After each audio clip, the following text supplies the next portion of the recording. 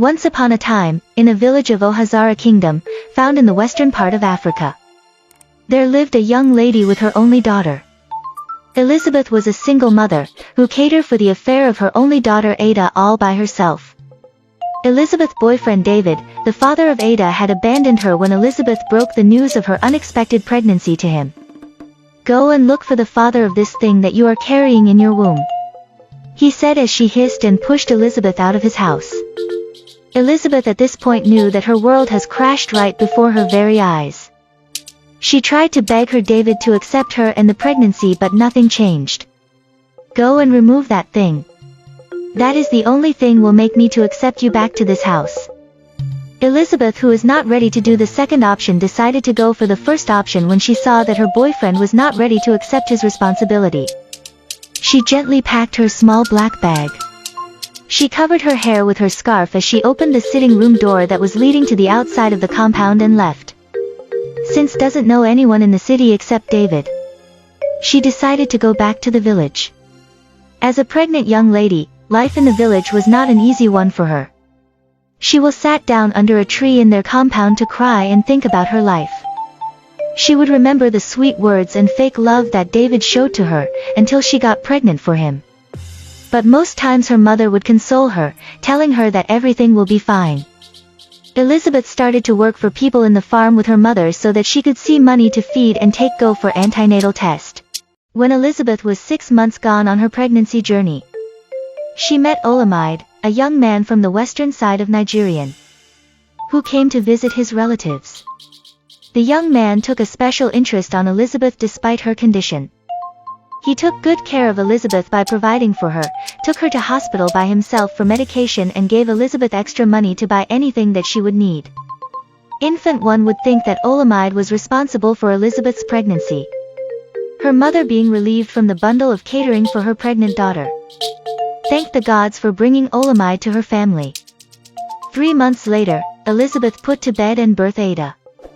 6 months after Elizabeth gave birth to Ada, her relationship with Olamide grew more and more. She began to neglect her baby. Sometimes, she would leave Ada to the care of her mother, and the wound come back after 3 days. Her mother would complain and complain, but she will not change. Few months after, Elizabeth got pregnant for Olamide. When she found out that she was pregnant, she was heartbroken. To her, she does not know if Olamide will accept the pregnancy or not. But to her surprise, when she told him about her condition, Olamide became extremely happy and even took her out to celebrate the news. When Olamide went back to his base in Lagos State, he later went back to Elizabeth's village and married her properly. Elizabeth followed her husband to his base and left Ada, who was just a year old, to the care of her mother.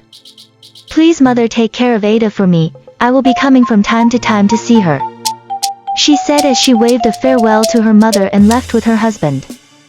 Elizabeth gave birth to a boy for her husband Olamide, and they named him Iamide. Back to the village of Ohazara Kingdom, Ada grew so quick and robust. She was an intelligent girl as well. She made it through all her education levels, from primary school to her university level, under the guidance of her grandmother. As for Elizabeth, her mother, she never came back to see her daughter Ada except when they speak through her grandmother's Nokia Touch, which Elizabeth gave her mother before she left. She only sent money for the upkeep of Ada, and to Elizabeth, that was the only thing she could do for her poor daughter. Some years later, Ada was through with her university education. She was posted to Lagos State to do her youth service. She was glad that at last she will be going to see the big city that she had been hearing about since her childhood, but on the other hand, she was sad that she will be leaving her poor grandma alone in the village. Her grandma encouraged her to go, promising her that she was going to be fine. She prayed for Ada and she left. When Ada arrived Lagos State, she marveled at the serene and beauty of Lagos State, with its rich culture and big environment which accommodated different tribes in the country. 2 months after Ada arrived Lagos State for her youth service, she met Iamide. They were both happy to meet each other and they exchanged contacts. Iamide learned that Ada was from the same village with her mother, and he also learned that Ada was just a year older than him. Iamide, who doesn't mind about their age differences, still went ahead to pour out his intention towards Ada. After dating and knowing each other for some months, Iamide reasoned that it was time to introduce Ada to his parents. Ada was glad when Iamide told her that she will be going to see his parents. Elizabeth and her husband was happy to welcome Ada. Elizabeth, because she hasn't seen her daughter since she left her when she was still very young, didn't recognize her. She was happy that her son will be getting married very soon. Infant, she told her son to hasten up and marry Ada. She is such a very beautiful and innocent lady, Elizabeth said. Elizabeth asked Adanma about her village and her parents. Ada told her that she didn't know her mother, that she grew up with her grandmother. Elizabeth learned that Ada was from her village and did not grow up with her mother.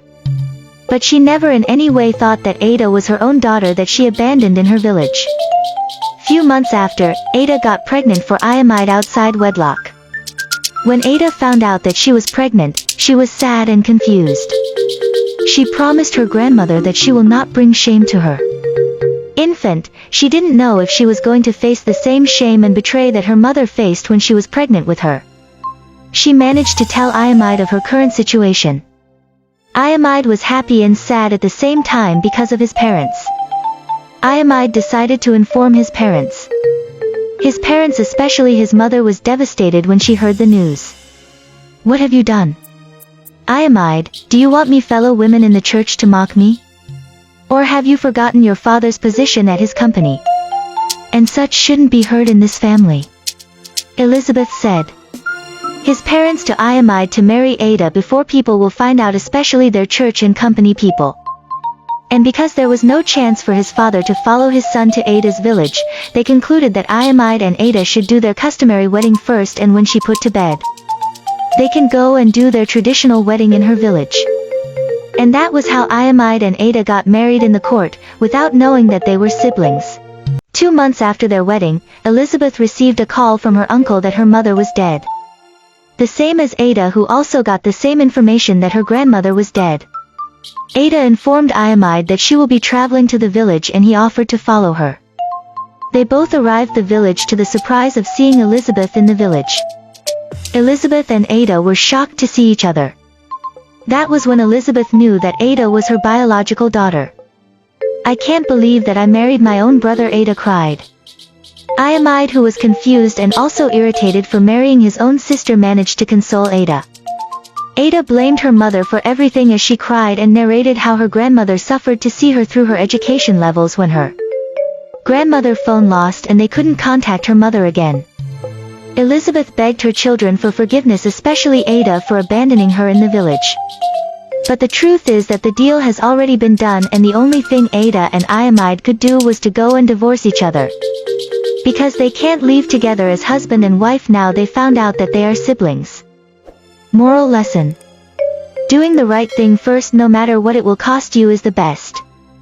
Because had it Elizabeth's husband skipped out time and followed his son to marry Ada in the village, they would have discovered that Ada was actually Elizabeth's daughter, and such big mistake wouldn't have happened.